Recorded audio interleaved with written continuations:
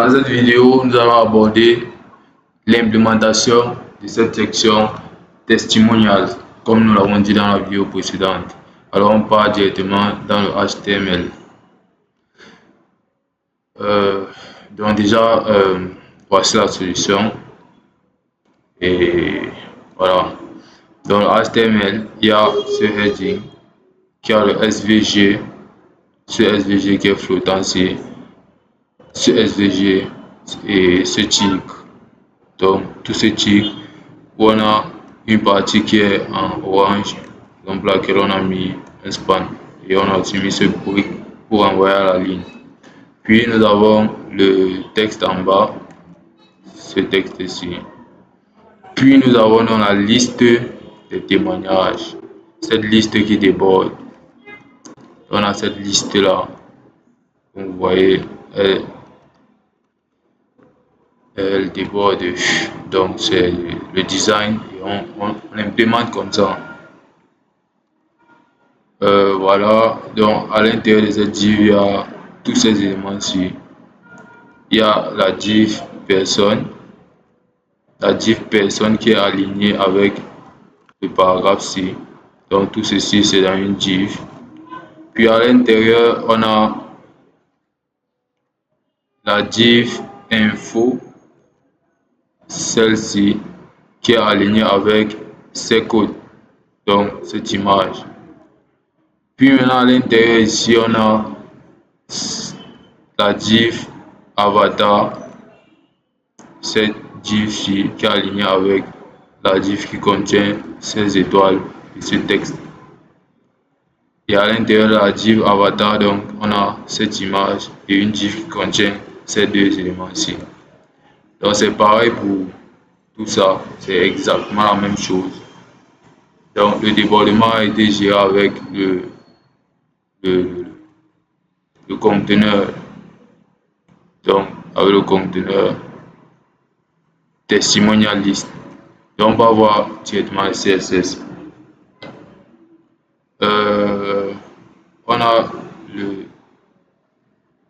On a ici déjà testimonials qui a la couleur de fond et tout ce style.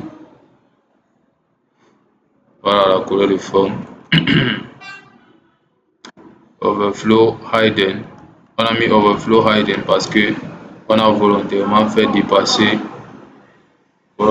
dépasser ces éléments-ci. Mais on ne souhaite pas les garder vu que ça garde la structure de la page. Donc laquelle on a mis ce overflow à hidden. Donc on a le heading H2. Donc on a une div heading ici. En fait, c'est exactement comme ce qui a été fait ici. On a une div qui a l'élément ci et l'icône ci. Et l'icône ci est positionné en absolu. Donc pareil pour ici. On a une div et on a ce titre ci et cette icône ci et l'icône ci est positionné en absolu. Donc on a le titre là, voilà le SVG qui est positionné en absolu. Top 0, right 33% pour être positionné là. Et ensuite la span, on a mis juste le orange là. Puis on a ce paragraphe ici qui a ce style. Alors, testimonial list, qu'est-ce qui a été fait? On a utilisé les flexbox aussi pour donner cet aspect de dépassement. Mais je crois qu'on peut aussi utiliser les grid box. Nous allons voir ça ensemble. Si on utilise grid et on met grid template columns FR et on enlève la largesse C. Ça donne le même résultat, mais c'est un peu décalé. Quoi qu'on peut utiliser Justify Content Center. Voilà. Donc, avec les grilles, on n'a pas besoin de spécifier la largeur. Donc, en utilisant les grilles, on n'avait pas besoin de spécifier cette largeur-ci. C'est encore mieux. Donc, voilà, on utilise un grid pour les aligner Donc voilà notre grille ici. Et on a dit 1 FR, 1 FR, 1 FR. Et vu que ces éléments-ci prennent beaucoup d'espace, ça cause un débordement. Donc voilà le style. Et maintenant pour chaque testimonial, donc chacune des éléments, on a appliqué des styles. Donc on a mis un background, backdrop filter, et on a mis également un padding et tous ces styles que vous voyez là. Donc on a appliqué ces styles. On a utilisé un flexbox pour aligner ça. Ensuite, personne, on a utilisé également un flexbox avec space between pour mettre cet espace-ci. Puis, nous avons appliqué des styles à avatar, à l'avatar-ci, cette partie. Il y a la div qui est à l'intérieur, en fait. Donc, on a utilisé les flexbox pour pouvoir gérer cela. Puis, il y a le H3 qui est ceci, à son style. Le P qui est ceci. Ensuite, on a donc person ratings qui est cette partie-ci. On a mis un gap de 5 pixels pour mettre l'espace. Et donc, le span qui est ceci, voilà le style qu'on y a appliqué. Donc, voilà comment on a fait pour réaliser cette partie des témoignages, des testimonials.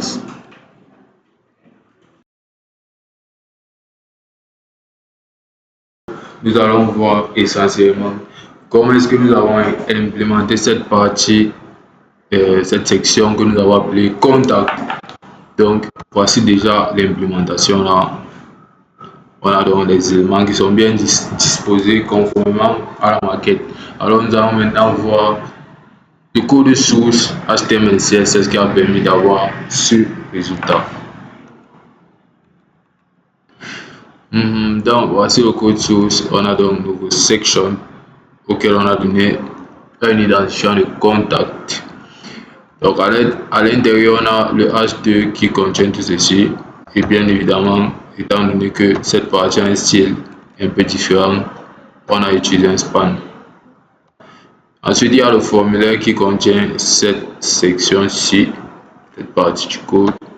Donc, dans le formulaire, il y a l'image, email.svg qui est dans le dossier icons, dans le dossier assets. Donc, ensuite, il y a ce input de type email, le type email. Comme vous voyez, ça me propose un email. En fait, le champ que ça attend là, c'est un email. Et puis, il y a donc le input de type submit, qui est ce bouton-ci qui va envoyer le formulaire. Comme vous avez vu là, ça envoie le formulaire. Mais c'est pas ce qu'on veut là. Donc, par la suite, il y a les rates. Donc, il y a une div pour cet alignage-ci. Cet alignage-ci. Et à l'intérieur, il y a 3 divs pour chaque petit conteneur-ci. Donc, comme vous voyez là, et à l'intérieur, donc l'image associée avec son texte. Donc, comme vous voyez là. Puis, il y a les skills, c'est cette jolie partie-ci. Donc, on a mis une div à l'intérieur pour cette partie en blanc-ci, vu que et on a appliqué une marge pour pouvoir laisser cet espace.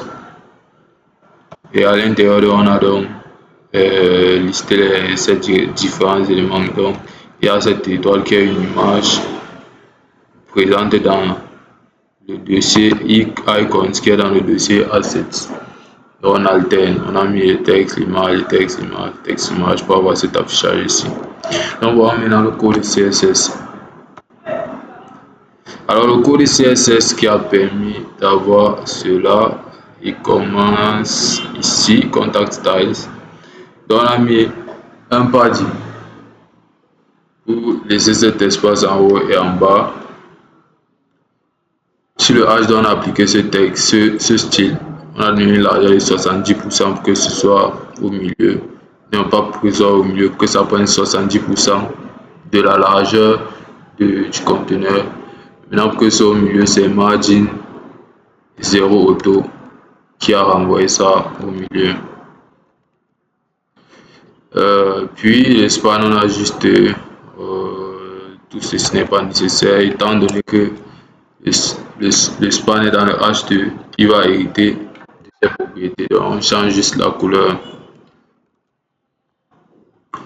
Puis on a dans le form où on a utilisé un display flex et comme la valeur par défaut du display flex, donc voici comme la valeur par défaut du display du flex direction est autant pour moi RO, raison pour laquelle ça s'est automatiquement aligné de manière horizontale comme vous voyez.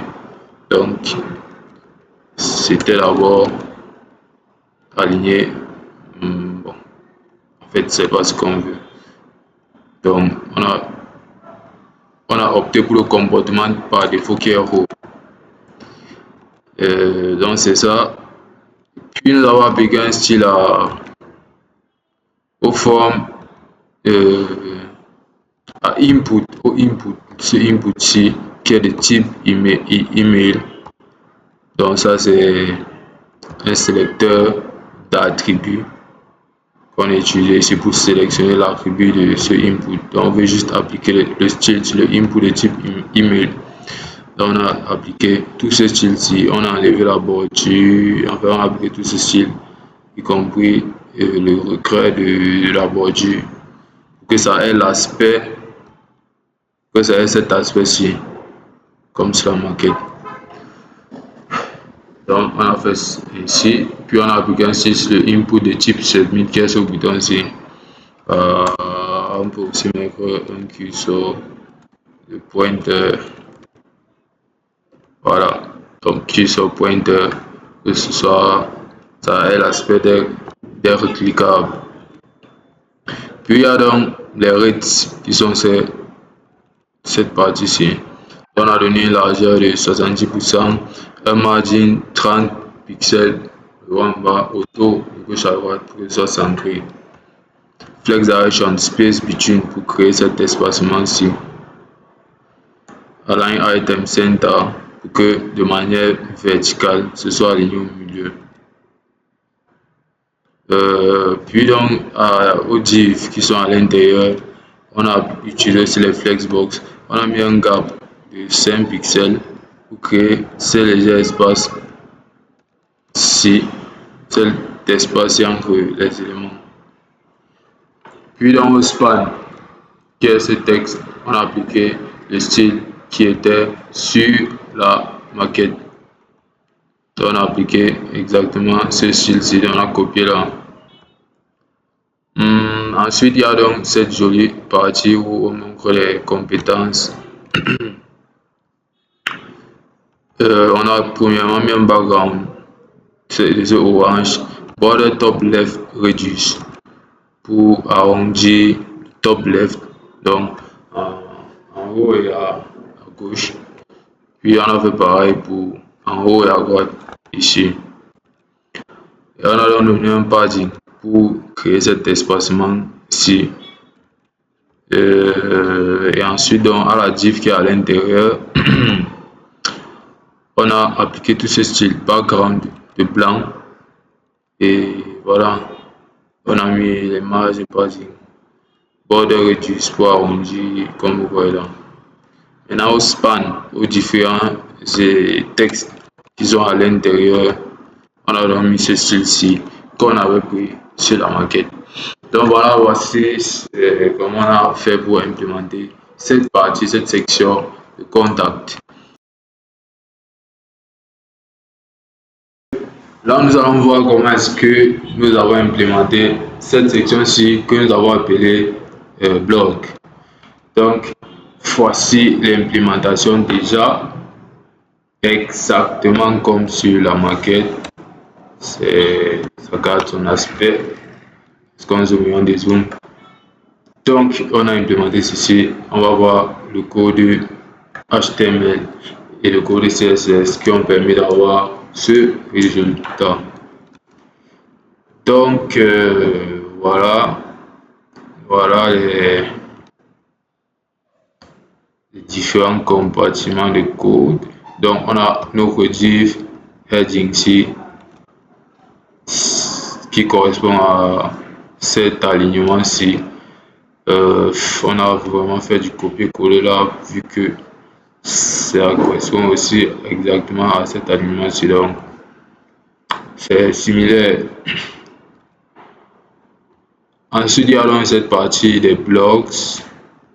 Donc, chaque blog a ces informations. On a cette information et ces informations. Donc, ça revient à avoir 3 blogs et organisé comme vous le voyez là. Donc, on a créé des divs pour contenir les informations de chaque blog.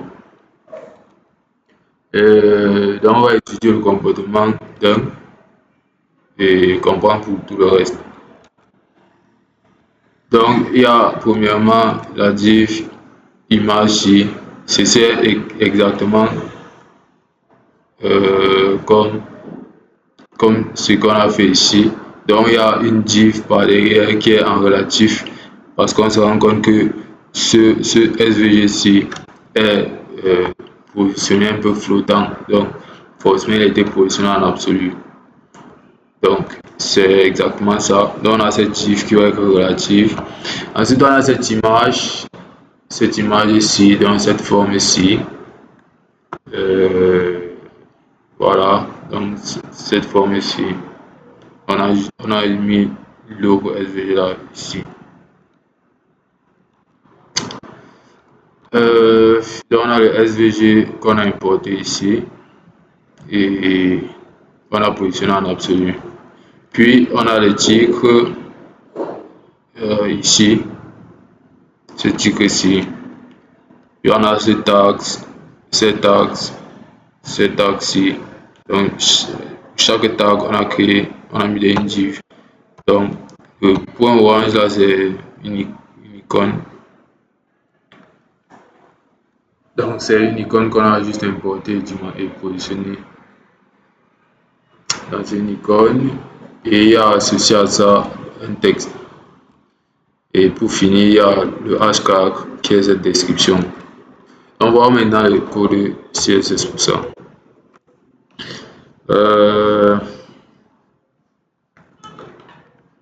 Donc, on a notre blog section qui a une largeur de 90%, margin 0 auto pour aligner sur 5, padding 0. On a donc le heading qui est vraiment exactement comme l'eau qu'on a vu. Puis on a donc ces blogs qui sont positionnés avec flex, space between, qui a un gap, space between ici n'a pas son utilité. Vu que voilà, l'espacement est créé grâce à gap. Donc on peut supprimer cette ligne. Donc il y a une marge de 50 pixels en haut et en bas, 0 de côté, ce qui crée ces légers espaces. Donc maintenant le bloc, donc chaque bloc donc c'est une div qui a un style. Donc dans la div là, dans le bloc il y a une image. Cette image, c'est là où il y a l'image, la div qui a pour classe image qu'on a utilisé comme grille pour positionner ce SVG. Donc on a mis position relative. L'image qui est celle-ci, on a mis une largeur à 100%. Maintenant le SVG qui est ceci, on a positionné en absolu. En bas, 2 pixels en bas et de côté quoi, 2 pixels. Ça prend 100 pixels de largeur. Donc il y a eu cet effet-ci. Donc lorsque on ouvre, on met la souris au-dessus de la div image là qui est derrière là. Donc un peu mettre la couleur de fond pour que j'ai guidé. Donc, lorsque la souris passe au-dessus de la zone en rouge là, ça applique l'effet. Donc qu'est-ce que ça applique? Donc dans le SVG, il y a le rect, ça change le fil et ça met cette couleur-ci. Donc, dans le SVG, il y a le rect, le fil qui est là-bas, la zone bleu foncé là. Ça change ça et ça met le orange. Donc, donc voilà. Et maintenant les tigres. Les tigres, on a appliqué les effets comme vous voyez là. Les tags, pareil, on a appliqué le positionnement. Et voilà, dans le H-car aussi, on a pris les proportions qui étaient sur le figment. Donc c'est ça. Et on a juste répété pour les autres, changer l'image, changer les informations où il fallait. Voilà, on a implémenté également, on a aussi implémenté la partie blog. Donc pour finir, on va voir comment ce magnifique footer a été implémenté.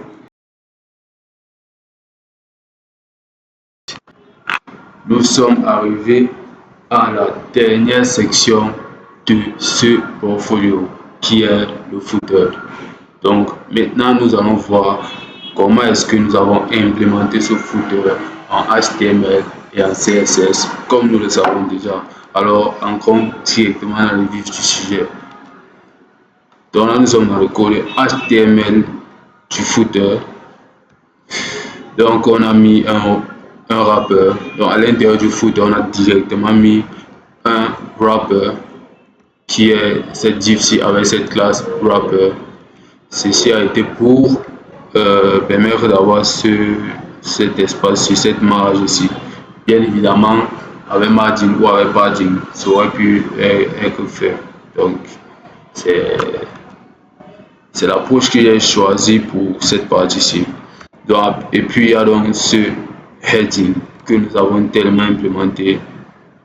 Donc, ce heading qui ressemble à celui-ci, à celui d'en haut. Donc, nous l'avons tellement implémenté, c'est essentiellement le même style. Puis ici, il y a ce divider, comme vous voyez là, il y a ceci, ce trait-ci, qui apparaît aussi ici.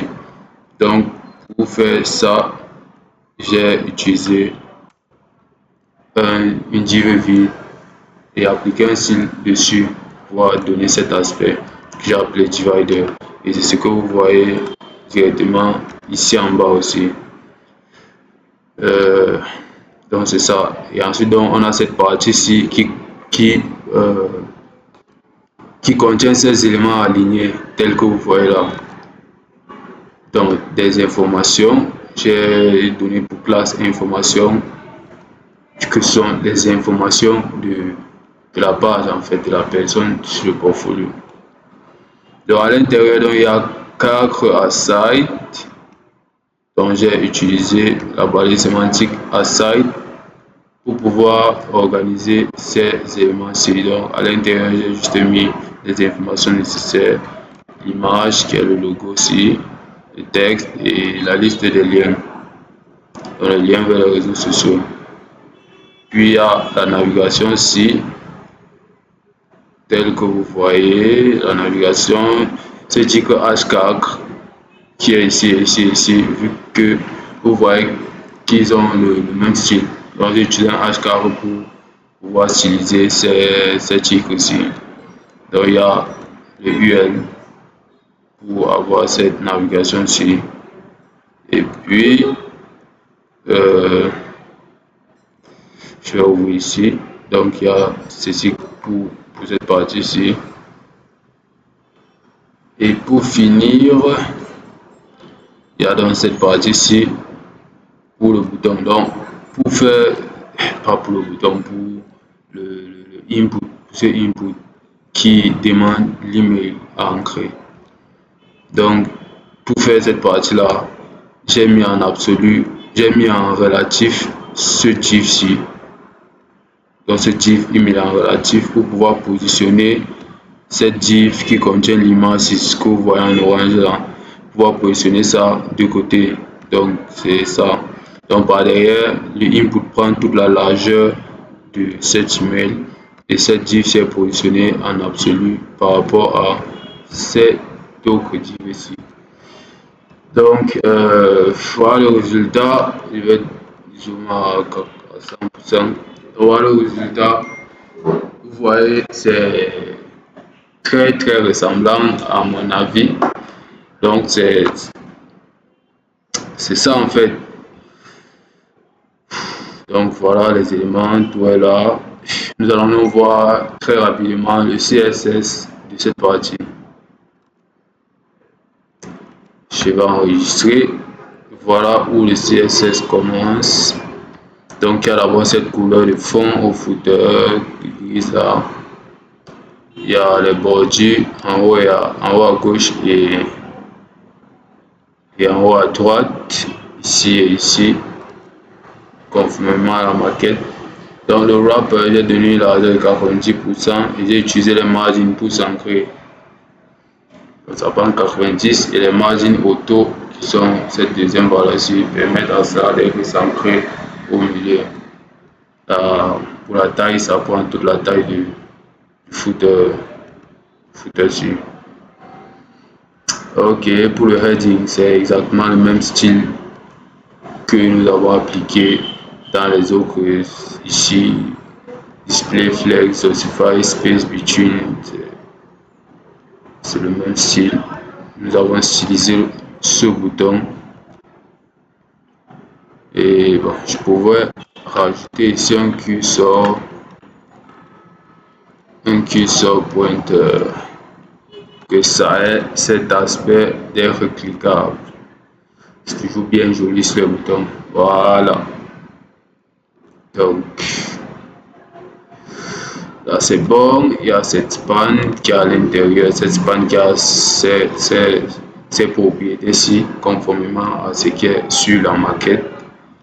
Puis il y a donc le divider, comme je l'ai dit, c'est cette partie grise ici qui n'est en fait qu'un div.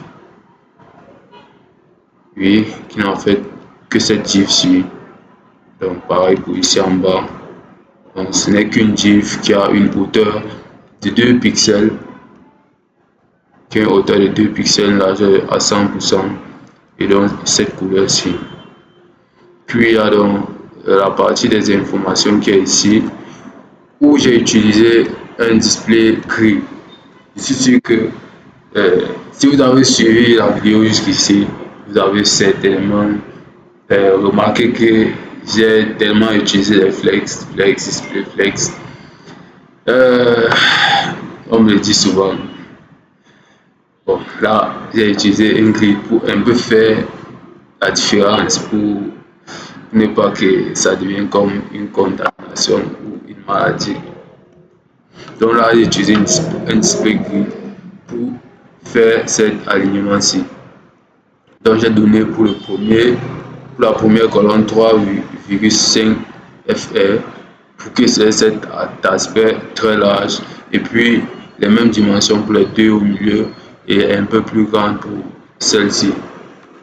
Donc voilà, et un gap de 20 pixels pour laisser de l'espace. Donc après ça, le style sur les aside c'est similaire.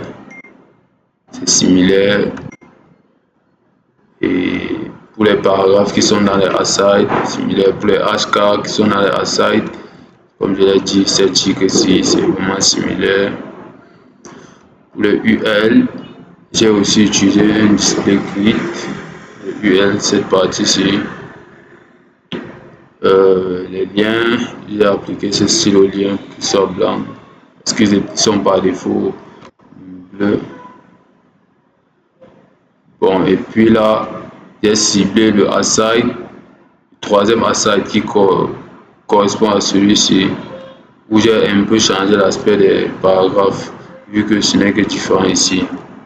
Donc j'ai ciblé ça avec ce sélecteur d'éléments. Et puis il y a donc cette div email, comme je l'ai dit tout à l'heure, cette div email qui est en position relative pour pouvoir positionner cette div aussi qui contient l'image. Donc, j'ai positionné ça en relatif, j'ai donné la hauteur, la largeur. Le input, j'ai donné ses propriétés moins les padding. Que ce padding faisait 15 en haut, 15 en bas. Donc, pour la hauteur, moins 30, donc 15 en haut, 15 en bas. Pour la largeur, moins 30. Pour que ça prenne exactement les dimensions de son parent. Voilà les bordures et tout ça en fait. Et pour finir donc cette div-ci, ça prend toute la hauteur, height à 100%, et c'est un padding à gauche à droite de 8 pixels pour que cette image soit centrée comme vous voyez. Donc c'est positionné en absolu et comme vous voyez là. Donc voilà, nous sommes arrivés au bout de ce fichier CSS à 1182 lignes. C'est tellement énorme et HTML, c'est presque la moitié, 571, presque la moitié. C'est tellement énorme. C'était un moment très cool pour moi de passer avec vous et de faire cette vidéo pour vous, pour expliquer la réalisation de ce portfolio étape par étape. Alors je vous remercie. N'hésitez pas de liker la vidéo si elle vous a plu, si elle vous a aidé à avoir quelques compétences, ne serait-ce qu'un peu en HTML, dans le CSS. N'hésitez pas à vous abonner si vous voulez voir d'autres vidéos comme ça. Nous vous remercions et à la prochaine.